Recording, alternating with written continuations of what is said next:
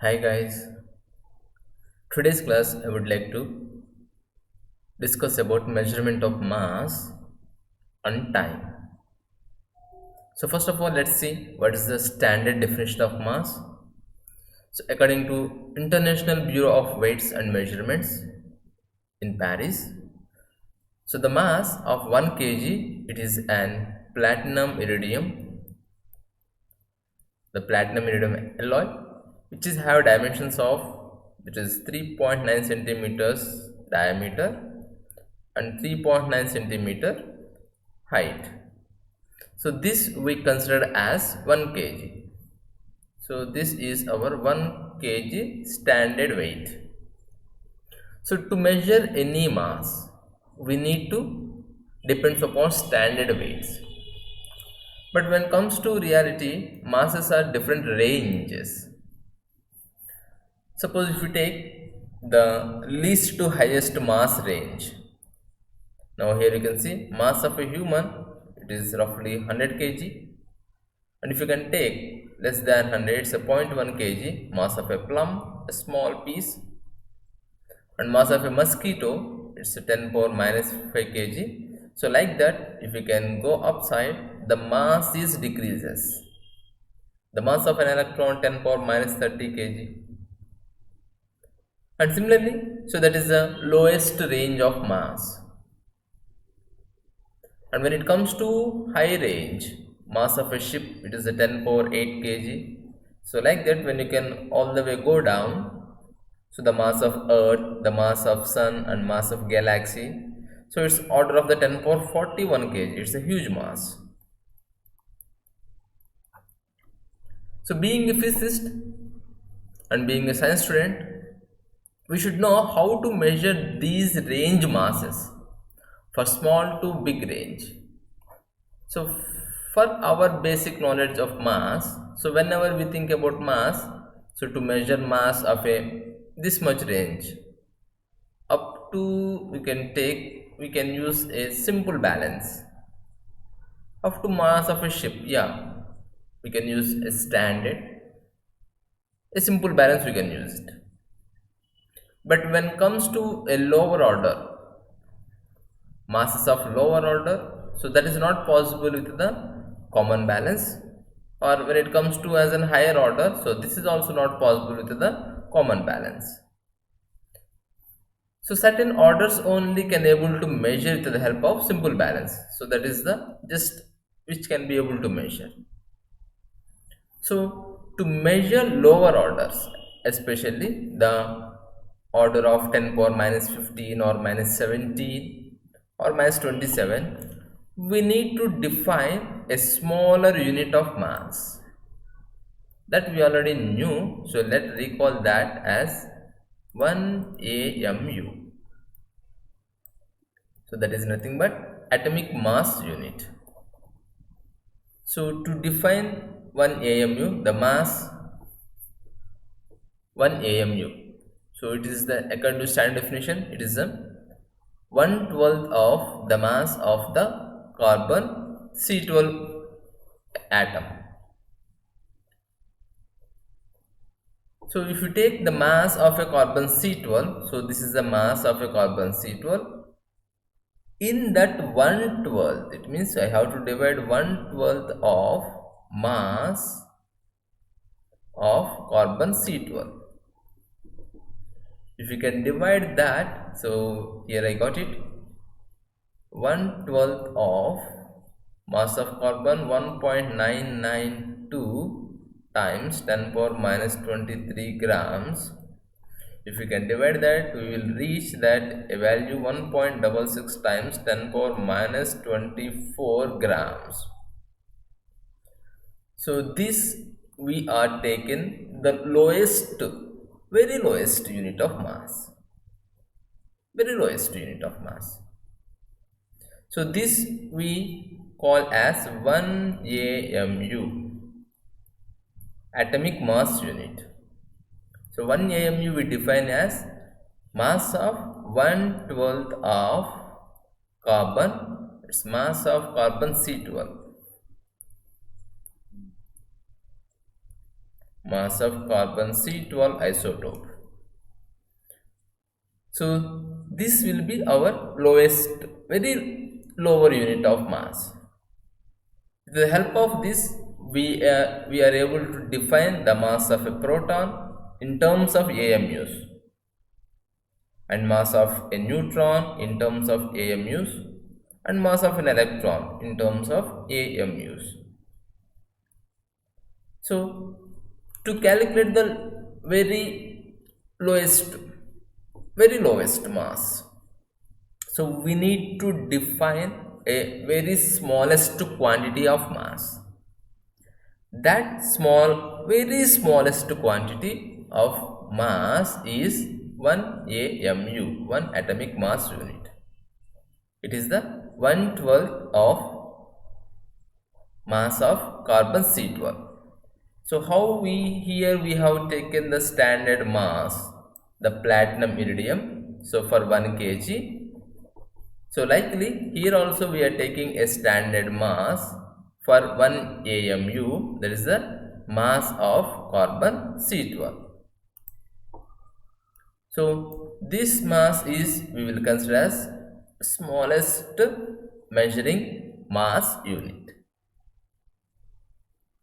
So to measure the smallest mass units, we depend upon the atomic mass unit, and to measure the medium masses, just like mass of human body or any, just in the order of the 1000 kgs or above that, so we used to depend upon the common balance.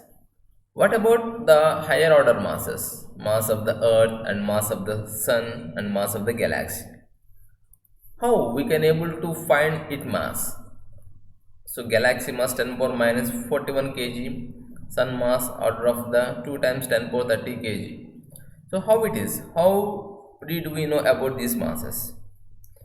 So these masses we calculate according to theoretical assumptions and theoretical formulas.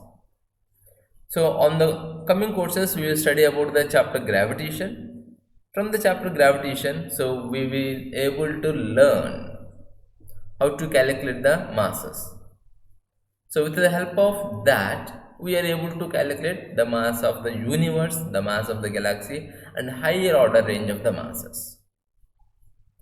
So these are the different ranges of the masses, from the very smallest unit to very largest unit.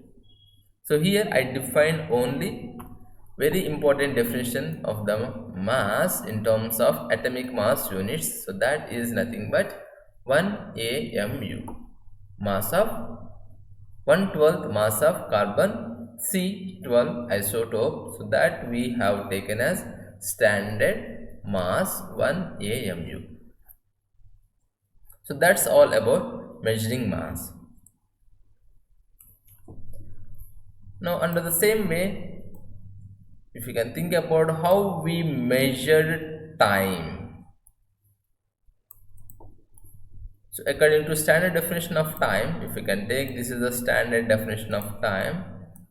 So according to this definition, we can say the 1 second we define as, 1 second is defined as time taken by, so these many oscillations, 9192631770 oscillations of the radiation emitted by cesium-133 atom. Suppose if you take cesium-133 atom, it is having different orbits according to your the preliminary knowledge. Let it be, it's as a hyperfine levels we can call, or just we can take it as these many orbits. Suppose if you can take an electron, so it is moving back and forth, oscillating from lower state to higher state. How many times? So it is oscillating 9192631770 times. So those many times, if it goes from lower to higher, higher to lower, or it is oscillating between the two states. So the time taken to complete these many oscillations, we considered as 1 second. So the 1 second, according to standard definition, the time taken by a cesium-133 atom between the hyperfine levels, the electron transition. So between these many times, that we consider as 1 second. So you are thinking here, why it is like that? Why we cannot take a clock one tick as 1 second? So because when it comes to time, so we need to depend upon more precision, means more accurate we want it. Because nowadays all technologies depends upon the time, GPS and everything, mobile technology and flights and everything is depends upon time. So if there is any time delay, so much chaos will happen. So that's why to measure accurate time is very necessary. So earlier we are having a knowledge of the hourglass, one sand glass will be there. So if we can take the time taken to complete empty the sand glass from the top to down, that we take as 1 hour. And we also have certain knowledge of sundial, depends upon the shadow we used to measure, but those not do not give us such an accurate. So that's why scientists has developed a very accurate clock known as atomic clock. So this we called as atomic clock.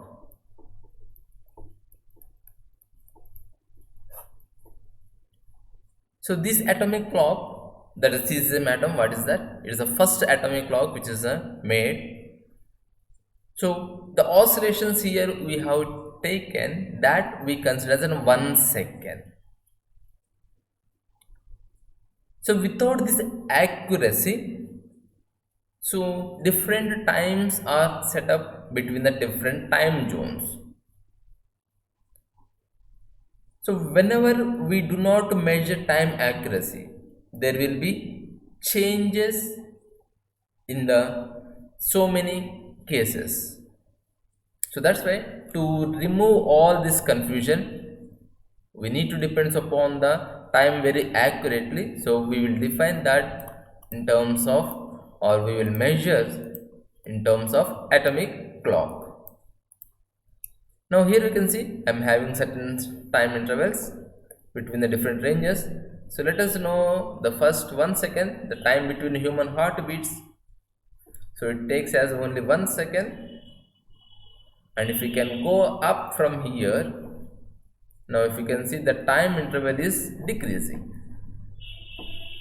The lifetime of a radioactive element is 10 power minus 22, or lifetime of a very unstable subatomic particle is 10 power minus 23 seconds. So how we can able to measure this 10 power minus 23 seconds? It is a 1 by 10 power 23 part of 1 second. So that much accurate measurements we need it.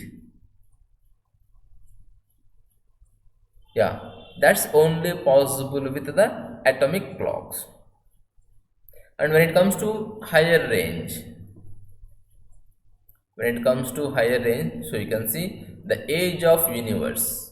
So when the universe started, you want to know that what is the age of our universe, what is the age of our earth. So we need to measure certain accurate time measurements. So that only possible with the atomic clock. When it comes to this inaccuracy in the measurement of time, so there is a changes in the distance, because we used to measure 1 meter. 1 meter is defined as the time taken by the speed of light. The time taken by the speed of light, so that we define as 1 meter. Suppose if you do not measure 1 second accurately, so there is a change in the distance measurements also. So these distance measurements do not become accurate. So we don't have much more about the how the atomic clock works and all. Just it is a very preliminary knowledge that how a smallest measuring of time. So that is with the help of a atomic clock.